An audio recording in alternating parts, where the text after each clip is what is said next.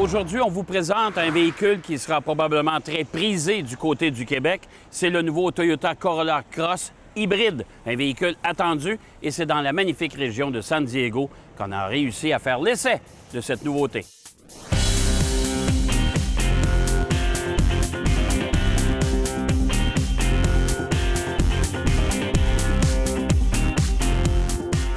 Cette déclinaison VUS au nom de la populaire berline du constructeur est appréciée des consommateurs pour son format et son prix abordable.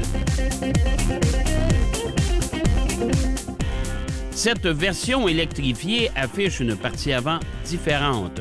Son museau arbore une grille moins imposante dont la portion supérieure est aux couleurs de la carrosserie. Pour le reste, c'est exactement la même chose. Seuls les petits logos identifiants vont vous permettre de les distinguer.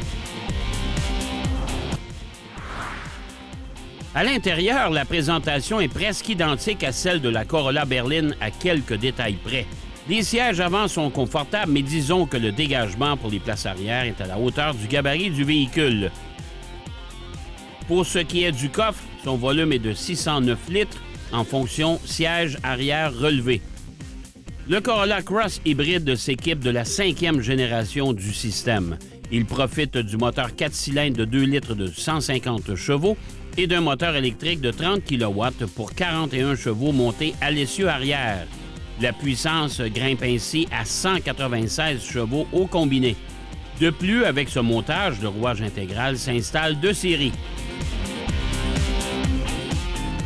La conduite manque un peu de précision et les accélérations ne sont pas très convaincantes. Mais quand on parle de Corolla, le plaisir de conduire n'est pas une priorité. Cette Corolla Cross consomme peu et s'assure d'une fiabilité digne de mention.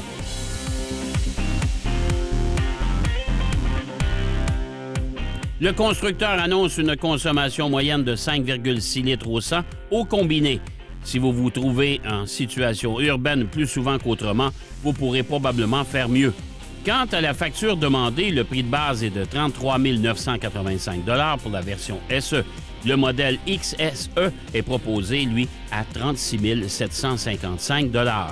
Évidemment, une partie de clientèle du Corolla Cross vont opter pour la version hybride. Ce phénomène va s'accentuer, bien sûr, au Québec. Chose certaine, c'est qu'au Québec, c'est un véhicule qui va obtenir beaucoup de succès, malgré le fait que la concurrence est très vive dans ce segment-là.